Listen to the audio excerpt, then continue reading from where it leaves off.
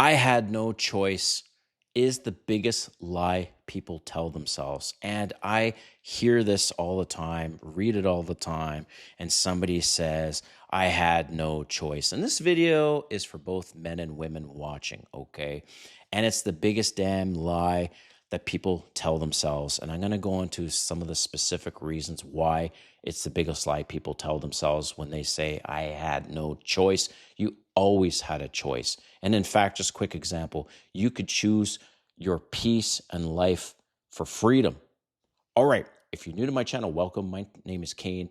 I'm a Silver Bachelor. This channel is 100% dedicated to dating advice for older guys and the women that want to understand them. If you haven't subscribed, hit the subscribe button and a notification button because I drop videos every week. Woo! But first, I'm creating a clothing line. That's right, a clothing line, and I'm calling it Silver is Sexy. The whole purpose of this clothing line is to help you be the most interesting man in the room. And oh yeah, these pieces are going to get attention, they're going to get compliments, and it's going to help you meet women and start conversations no matter where you go. But I want to highlight a couple pieces that are actually going to be in my collection.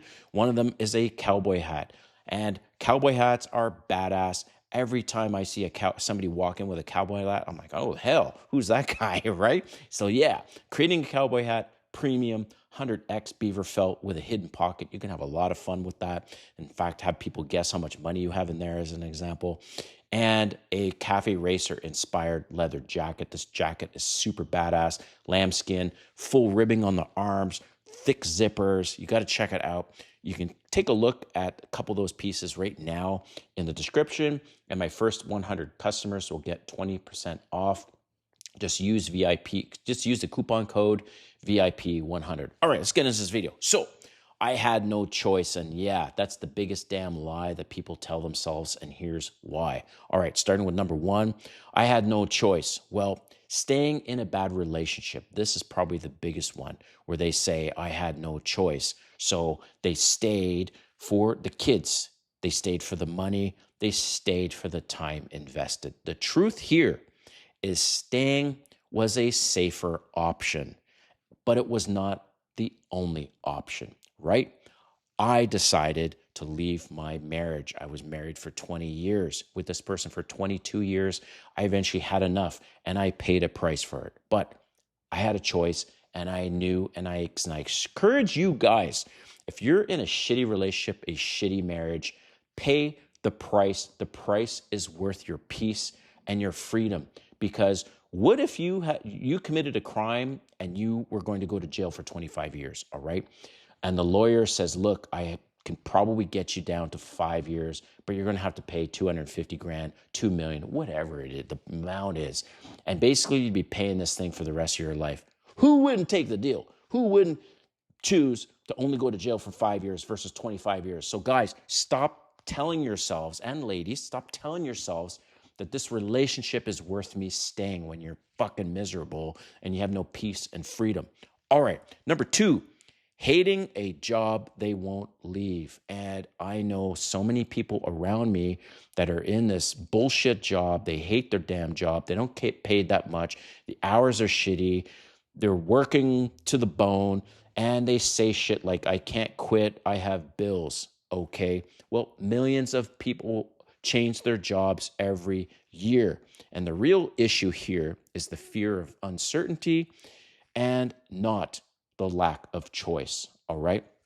Number three is accepting disrespect. And disrespect happens in all areas, including your work. You're being disrespected by your manager, your boss, or in relationships. You're being disrespected by your boyfriend, your husband, your girlfriend, your wife. And people convince themselves, they say, I had no choice. And that's just how they are. Well, choosing peace over confrontation is still a choice. Just like I said, I chose peace and I chose to pay the price and leave my shitty marriage, and sexless marriage, by the way. And number four, avoiding hard conversations, right? A hard conversation example would be asking your boss for a raise, or back disrespect. You have to have a conversation with this person you're with because you don't like their attitude and how you're being treated. So people will convince themselves and say shit like, there was nothing I could say. Okay. Well, silence is often chosen to avoid conflict, not because options don't exist. It ultimately comes down to you just don't want to have the conflict and the confrontation and the conversation.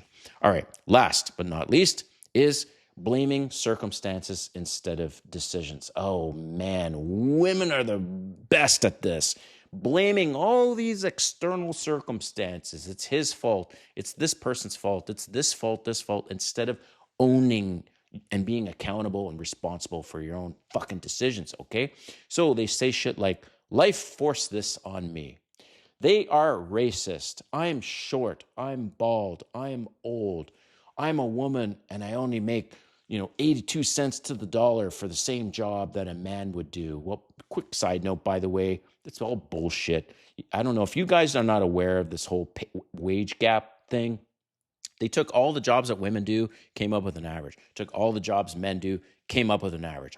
Duh. Of course, men make more if you base it on that, because men are basically the only ones doing all the damn dangerous jobs, the jobs that pay more, all the scientific jobs, engineering jobs, construction jobs, military, police, oil rigs, all these things. There's a small percentage of women in those fields, but in general, and taking more risks for their lives or risks of accountability. It's no wonder that 97% of the Fortune 1000 CEOs are men, because men are willing to put their neck out on the line and take the risks. This is a fact. Most women do not want to have the accountability, don't want to take the risk. So of course, in that instance, they're paid more.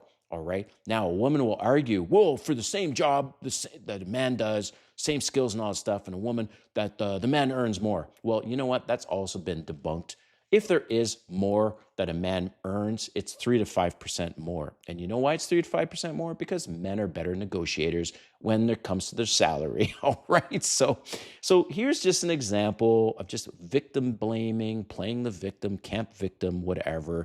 Women are masters at this because, of course, it's everyone else's fault. And it's just a big damn lie. And in reality, people choose the least painful path. And that path is playing the victim so they can rewrite their experience as inevitable. It's discrimination, it's gender oppression. And the truth is that they just don't want to work harder. They don't want to compete. They don't want to go back to school. They don't want to dress better. They don't want to interview better. They don't want to negotiate salaries. And they don't want to put their best foot forward. So there's my rant, all right? This kind of sounds probably like a rant, but it is a damn rant, because I'm sick and tired of people saying I had no choice. Of course you had a damn choice, but those choices come with consequences.